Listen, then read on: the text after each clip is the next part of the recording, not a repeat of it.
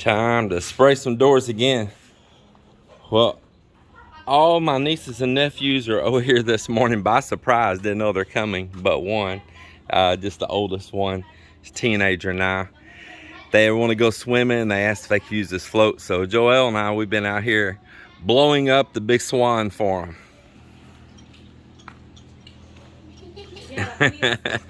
Kids have a feast. Yep, got all the... They know where the place if they're hungry. It's the feeding station here. The feeding station? Yeah.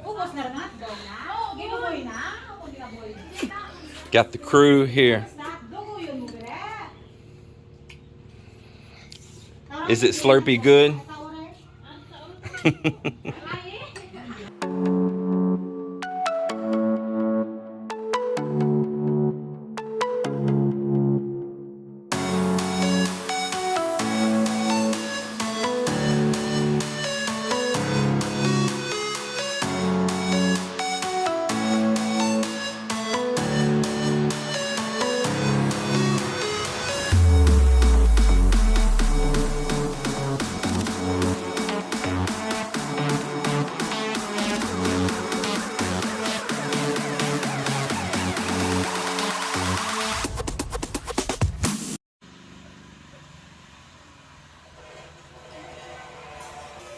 Hey, what's up everybody? Well, it's a weekend here, Saturday. I'm really excited for today because I got a lot of projects going on that to me are exciting projects. One thing, you have not seen the top of the house up there, the progress that we have made, because I just haven't shown it up there on the finality up there, the Eagle's Nest. And we can call it Eagle's Nest, Crow's Nest. On a big ship, they'll call it the Crow's Nest. But that's really amazing. And today, they should be pouring the little thin slab that's going to be on it. But I'll show you that in just a minute. I'm down here on the boat. Of course, I got all this door sliding so nice and smooth and easy. Let's head on up top.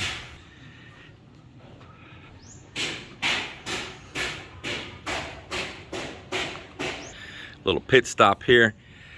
I cleaned up the neighbor's lot next door to Yoli's house, man. It was starting to get overgrown with bushes and stuff again. We did get with the barangay a while back. We got a cage up front that's got recycle bins here in the subdivision now. It's for glass and bottles and plastic and all. So I had the guys yesterday to trim out all of that brush, clean all that up, and gather all of that trash and take the cans, the bottles, the plastic, and put up there, and any little small debris left, just rake it up and burn it. It's not my lot. It's my neighbor, Yoli. There's a gentleman that owns that lot next door to her. They don't ever really come out here or nothing. I don't know if I've ever seen them. But it's just a neighborly thing to do and to keep us all secure and everything in good shape. And I like being able to watch after my neighbor's place. And if I can see her fence there, I can see any movement that's going on. And that's another reason I want to do it. Take care of my neighbors. They're great people.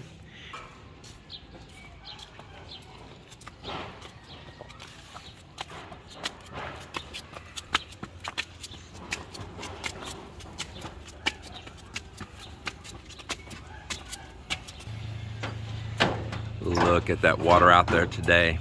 Beautiful.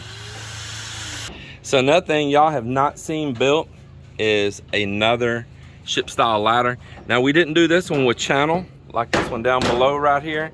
It's similar, it's open on the sides, and that is on purpose.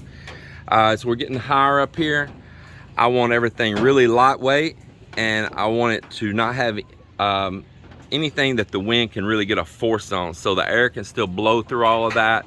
Even those flat sides can catch a lot of force. We're building all of this lightweight up here with purlin. We're putting this R panel down for decking. That is painted R panel, but we went ahead and red oxide primered it anyway before we put it on. As you can see, let me zoom up a little bit more right there.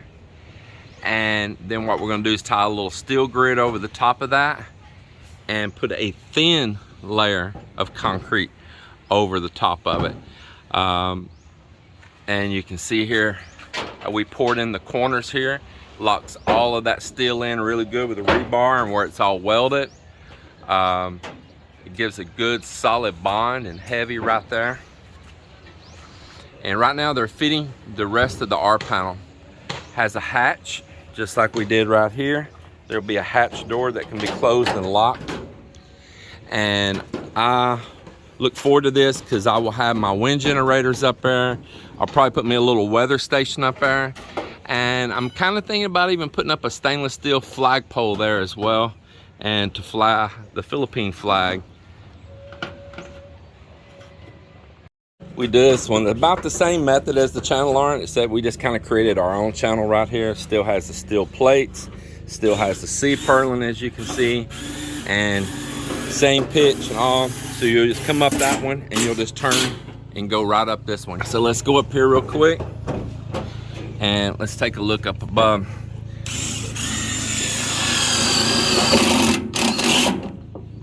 Had a bunch of scrap tech screws that I sent in a ballot buying box from US before. And we're screwing that deck down with all these good quality, but kind of old tech screws. They'll be underneath concrete forever.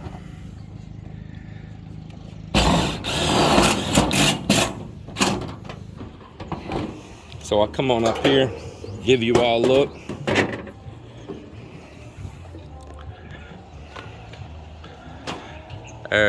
Some mountains this morning. Just an absolutely gorgeous day.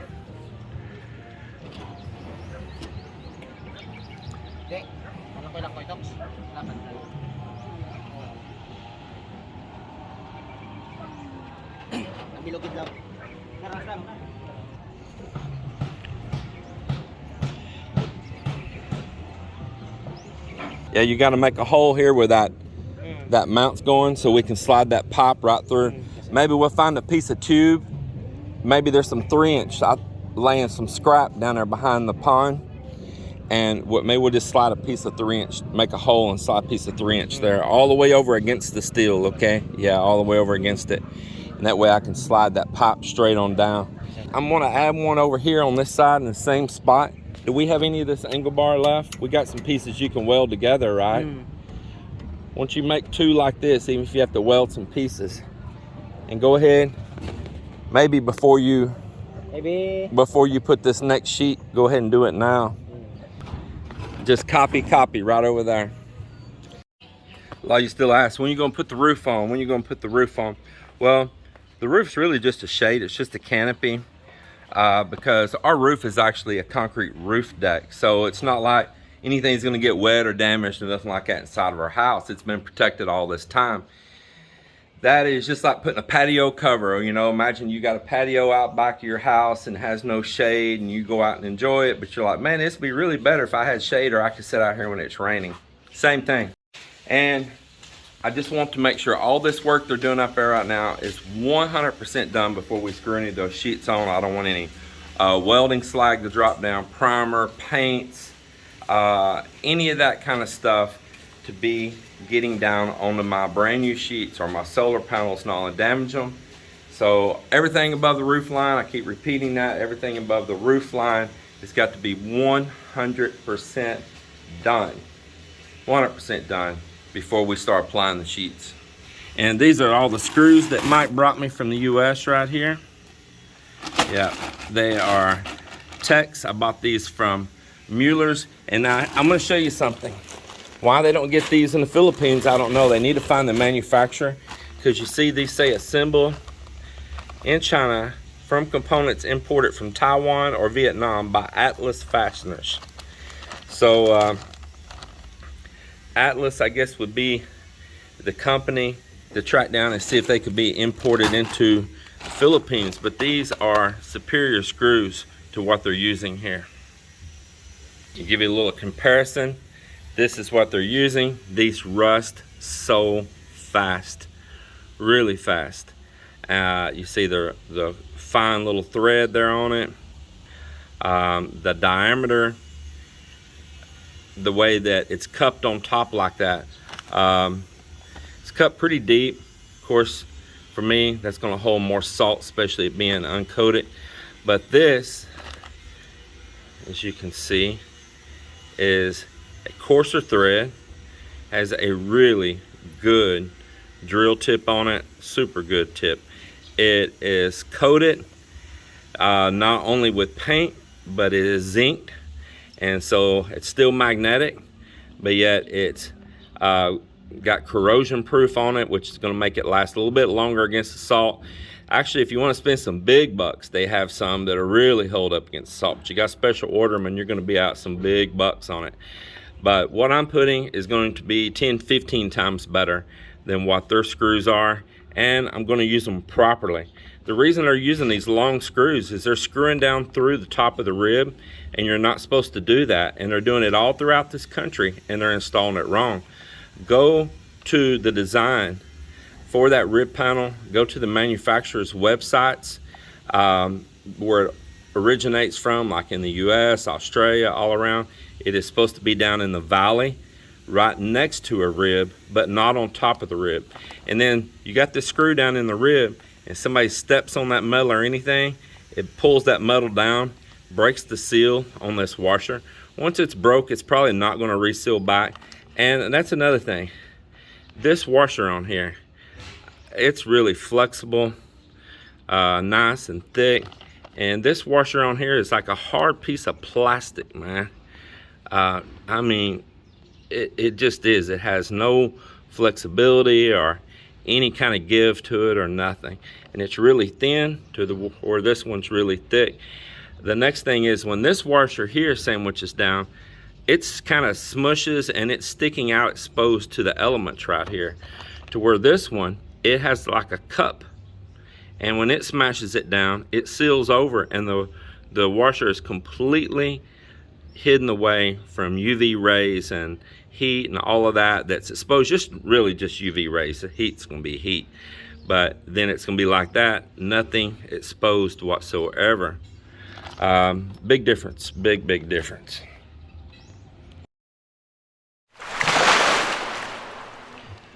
Well, I got everybody lined out on their work there at the house, and I am back out here at the boat, and right now I just put the new fuel filter on, pumped and primed it up.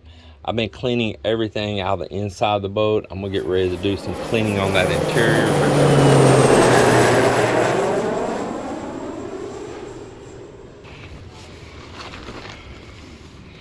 I think it's gonna work out beautiful.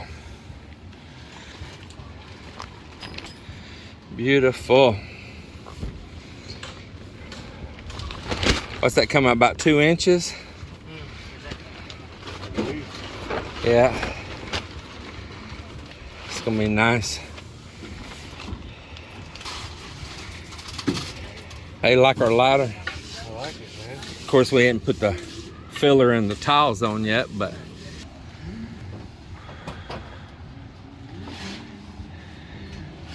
so you see that pipe right down there sticking through the cement.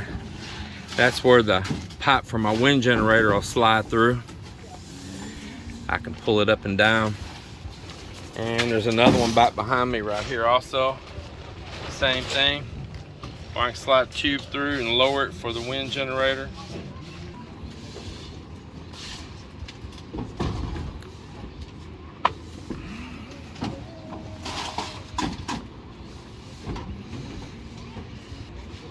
Maybe Monday, sir, your chicken transfer. Yeah, we'll transfer the chicken here on Monday.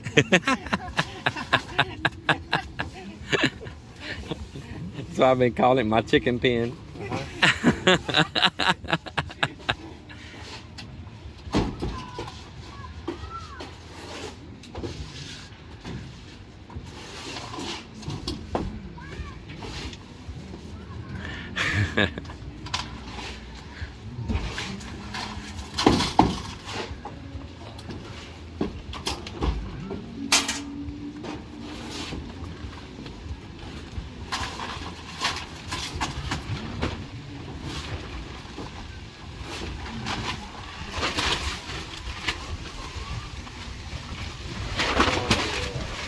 breeze feels good, don't it?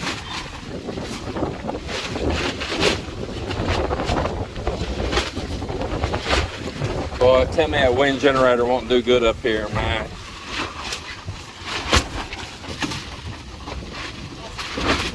That's why I built all of this so it don't catch much of a wind load. So I wanted all this thin, that purlin, it's open around the edges, it's not a solid channel. The ladder's not a solid channel. And the ladder creates part of the center post for holding this up.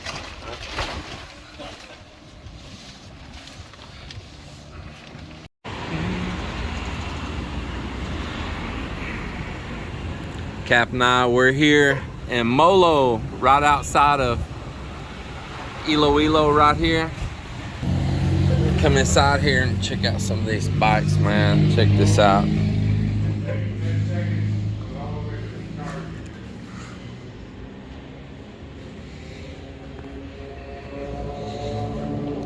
Smells like a lot of new in here. Some very cool bikes, man. Check this out. So they got Benellis in here. Let's see, right here. That's what this one is. Benelli.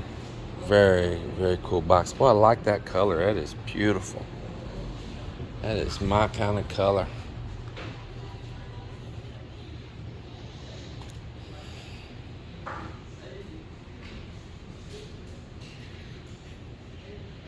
And I think that's what Rose's little scooter is that they have, that he's getting a battery for here right now. I believe it's a Benelli also. Yeah.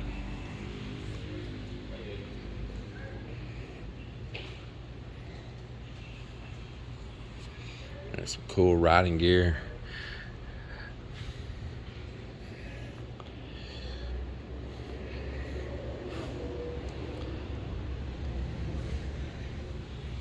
Enduro there. I'll check this one out. That's a pretty cool bike. 502s. Uh-huh. And it was dressed out, had the saddlebags and the bag on the front bike. Yeah. And all the steel rack skid guards are on it. Oh, that's sweet. No telling how much that bike is. I bet it's a little chunk of change. It's a good looking bike. 502, huh?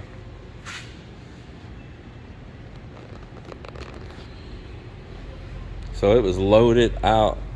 So they did all the little touring package on it then, huh? It had everything on it. Windshield, touring package, the bags on it. So it's got the windshield. See, the bracket's already here. They just got it off right now. And it had the crash bars on the front. The big crash bar. Yeah. I see right here it's already got the Mount. mounts right here for the side bags on it.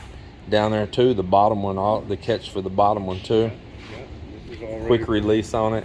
That's all ready for. Yeah, it's got everything here on it already. That's a Probably sweet not the bike. bags, Yeah.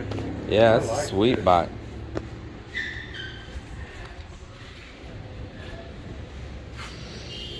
I really like that. Yeah, you got hand guards, what we call always, me especially dirt biking and all, we call that brush guards, you know. Yeah. Liquid cool.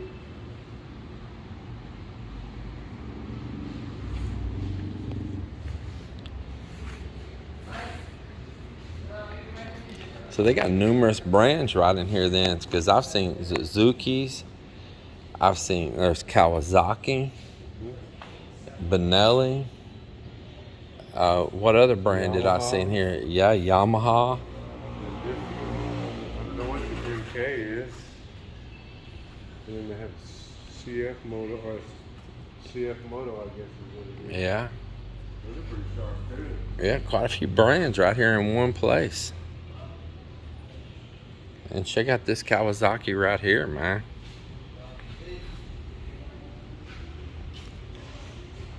Look at that, man. It's pretty cool too.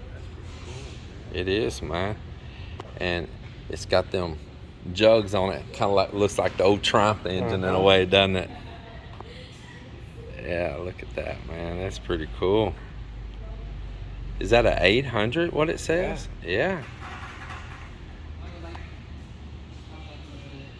That's pretty tight, man. Retro styling on it like that.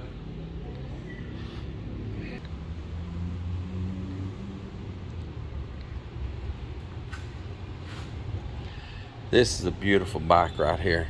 It's the same as that 500 over there, pretty much. But I tell you what, that bright color, say what you will, but it gives you a lot more visibility out there riding. A lot more visibility. I'd love to hear this bike run. Pretty tight.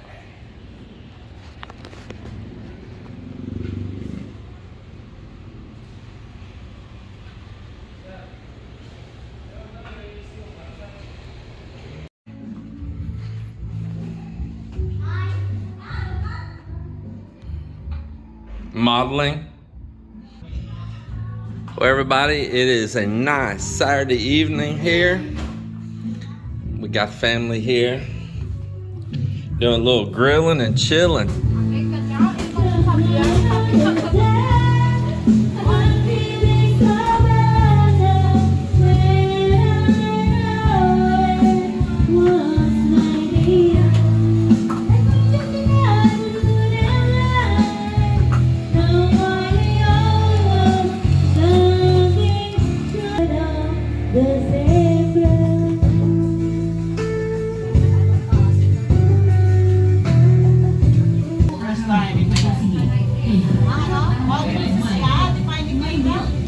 Your first time for Heineken? First time, bro. Cheers. Bottom up. Yeah. Delicious. Oh, tara. Oh, tara. Uy, kami. Ay, sorry.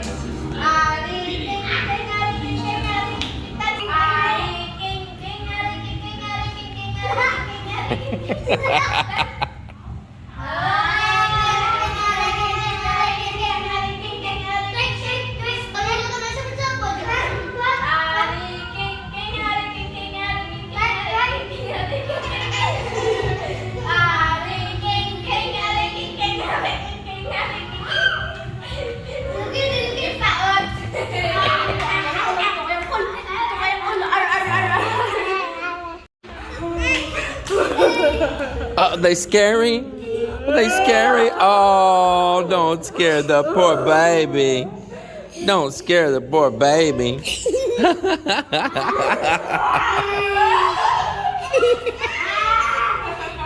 Don't be mean.